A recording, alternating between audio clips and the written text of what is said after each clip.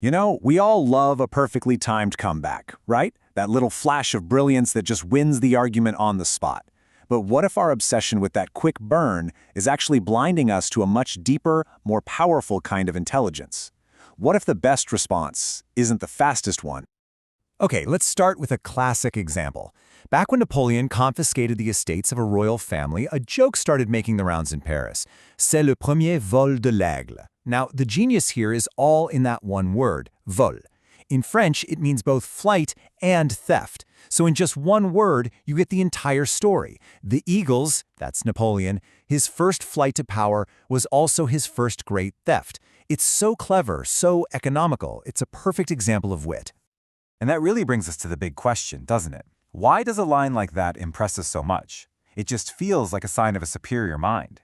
But what if our fascination with the perfect comeback is actually making us overlook what's really going on inside our heads when we fire back so quickly? So let's start by unpacking this whole cultural thing we have, this deep, deep admiration for the quick, witty comeback. We see it as this amazing performance of intelligence, but is it really? To really understand what's going on here, we need a framework. And the key idea is this. Our minds basically operate using two different systems. Think of it like a fast brain and a slow brain, and they're constantly shaping how we think and react to everything. The psychologist Daniel Kahneman calls them System 1 and System 2.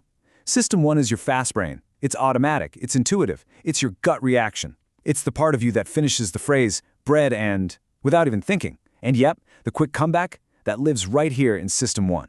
System 2, on the other hand, is your slow brain. It's deliberate, it's logical. It's the part of you that has to focus to solve a tough math problem. And what's really wild is just how powerful System 1 is. Take the famous Mueller-Lyer illusion, for instance. You can take out a ruler, you can measure the two horizontal lines, and you can prove to yourself that they are exactly the same length. Your slow, logical System 2 now knows the truth. But you can't stop seeing the bottom line as longer. You just can't. That is your System 1, your fast brain, just doing its thing. It works automatically, and you can't just flip a switch and turn it off. It shows how much our gut perceptions can dominate, even when our rational mind knows better. So if the quick comeback is a product of our fast brain, how exactly does it work? Well, for that, we can actually turn to Sigmund Freud. He analyzed the mechanics of wit and found that it's a very specific kind of mental shortcut. Freud's big idea here is something he called condensation. It's all about mental economy. Wit is brilliant at taking really complex thoughts and just squishing them down into the shortest possible phrase, saving us a ton of mental energy. Let's break down another famous joke, this one from the poet Heine, to see how this works. The basic thought he had starts with this observation. And then it's qualified by the second, more critical thought, right? That the friendliness from a super rich person always feels a little off. Now, saying it like this is an interesting observation, for sure, but it's not witty. This is where the wit happens. Through that process of condensation, it fuses familiar and millionaire into a brand new word, familionaire. The entire complex critical thought is packed into one single clever term. That is the economy of wit in action. But here's the really crucial point. Freud argues that it's not just about being clever. Wit has a deeper purpose. It lets us voice critical or even hostile thoughts that would be totally unacceptable if we just said them outright. The joke becomes a brilliant disguise for our aggression. And if wit really is a disguise for aggression, well, that brings us to a huge question. If the comeback is a fast, emotional, and often aggressive shortcut, what's the hidden cost? What are we losing when we prioritize speed above everything else? Research from Harvard really highlights this core attention. Our emotions are basically designed for immediate action. Think about a heated argument. Taking a second to cool down is obviously the smart, prudent thing to do. But how many of us can actually do it in the moment? That quick comeback is our immediate emotional response, just steamrolling right over reflection. In the real world, this habit can actually be dangerous. Research from Morgan Stanley on investing shows that the same kind of fast pattern recognition that fuels wit, well, it often fails miserably in complex systems. Our gut instincts are great for simple problems, but they can lead us way off track when things get really complicated.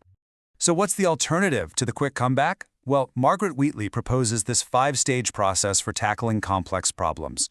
It includes steps like cooling, quieting, and enriching through fruitful opposition.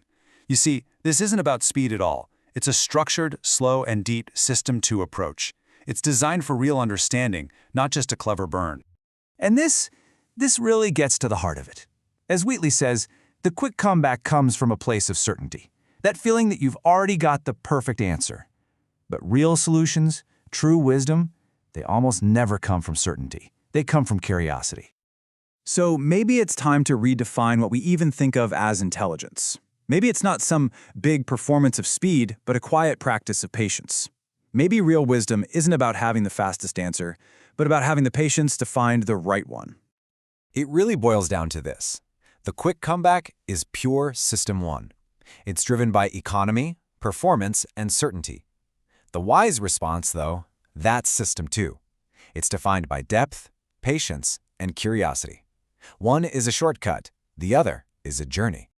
And you know, this isn't just some abstract idea. We already recognize the power of the pause, and we actually build it into our most important decisions using something called choice architecture. It's basically about designing situations to help us make better choices. I mean, think about it. We have mandatory waiting periods for buying a gun or for getting a marriage license. Why do we do that? Because as a society, we recognize that in moments of high emotion, our fast System 1 can make some truly terrible decisions. So we create a mandatory pause to give our slower, more deliberate System 2 a chance to catch up. So, we'll leave you with this question. The next time you feel that pressure to deliver that instant comeback, what might happen if you just resist? In a world that rewards the fast answer, what could you gain by mastering the wisdom of the wait?